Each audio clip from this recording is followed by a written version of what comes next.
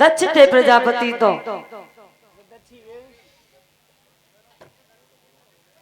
आज देरी नहीं हुई।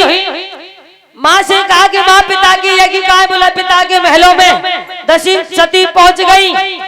जैसे ही दक्ष ने देखा पीठ फेर ली और जवाब दिया से किसने बुलाया, मैंने निमंत्रण नहीं दिया फिर भी आ गई। मेरा कोई मेहमान नहीं है, न मेरी कोई बेटी है, चली जाओ मेरी आंखों की दूर से।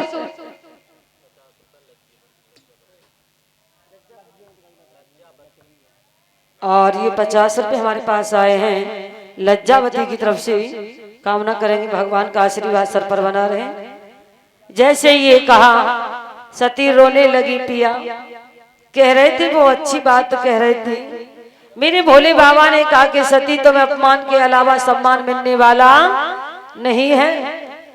सती यज्ञशाला पर जाकर के खड़ी हो गई और कहा कि पिता मैं दूसरा विधान रचा दूंगी, लेकिन लौट करके कैलाश पर्वत पर नहीं जाऊंगी। और बोली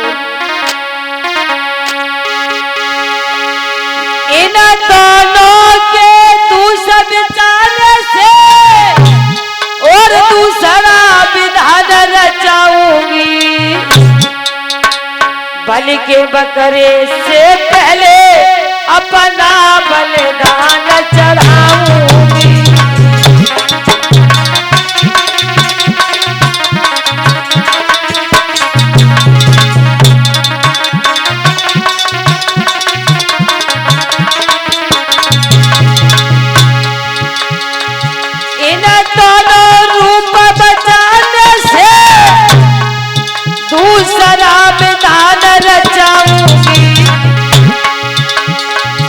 बलि के बकरे से ही पहले अपना बलिदान चढ़ाऊंगी।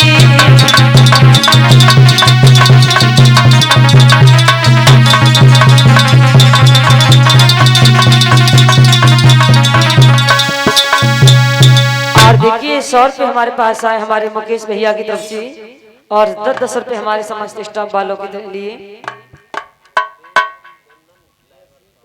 और ये 100 रुपए हमारे पास आए देवकी नंदन ड्राइवर भैया की तरफ से। कामना करेंगे भगवान का आशीर्वाद सर पर बना रहे। 20 रुपए हमारे पास आए हैं गुप्त दान।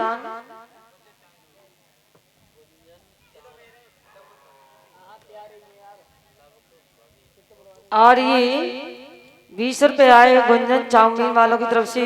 50 रुपए आए हैं लवकुश बघेल की तरफ से। और ये 10-10 रुपए हमारे समस्त स्टाफ वालों के लिए। कामना करेंगे भगवान का आशीर्वाद सर पर का है। कामना करते हैं सद्बुद्धि प्रदान करें भगवान का आशीर्वाद सर पर बना रहे।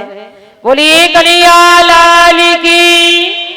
आज मेरी भाइयों देरी नहीं हुई।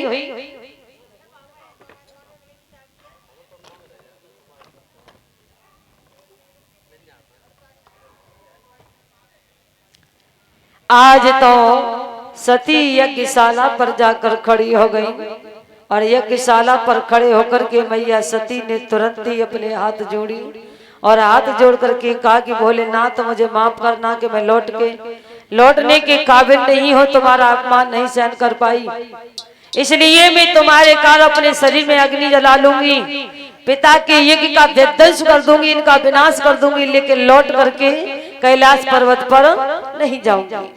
आज देरी नहीं हुई है। मैया सती ने तुरंत ही यज्ञशाला में जैसे ही गई मेरे भैया कूद करके जल के भस्म हो गई। जैसे ही भोले बाबा को पता लगा, भोले बाबा ने एक मेरे भाइयों जटा को उखाड़ा जिससे वीरभद्र नाम के गढ़ को पैदा किया और कहा कि जाओ महाराज दक्ष के यज्ञ का विध्वंस कर दो। जब ये कहा कि विध्वंस कर दो, वीरभद्र नाम के गढ़ ने आकर यज्ञ का विध्वंस किया और जब यज्ञ का विध्वंस किया महाराज दक्ष सामने पड़ गए। दक्ष का शीश भी काट करके उसी कुंड में चढ़ा दिया। जब उनका शीश काट करके उसी कुंड में चढ़ाया है महाराज, अब तो त्रायमान मच गई। सभी देवी देवता घबराने लगे कि आज यज्ञ न पूरी नहीं हुई तो हमेशा कभी यज्ञ का कारोबार पूरा नहीं हो पाएगा। सभी भोले बाबा को पुकारने लगे। जब भोले बाबा को बुला करके लाए हैं तब भोले बाबा ने अपना त्रिशूल छोड़ा और कहा कि जो व्यक्ति सामने पड़ जाएगा उसी का शीश काट करके महाराज दक्ष की गर्दन पर जोड़ दिया जाएगा। तो देखिए भोले बाबा ने त्रिशूल छोड़ा, सामने से बकरा आ रहा था, बकरे का शीश काट करके त्रिशूल ने ला के भोले बाबा को दिया। वही बकरे का शीश ले जा करके महाराज दक्ष की गर्दन पर जोड़ दिया गया। बोल गोविंद भगवान की। उसके बाद भोले बाबा ने महाराज दक्ष की यज्ञ को पूरा कराया और 1 लाइन का कीर्तन, उसके बाद आगे की कथा।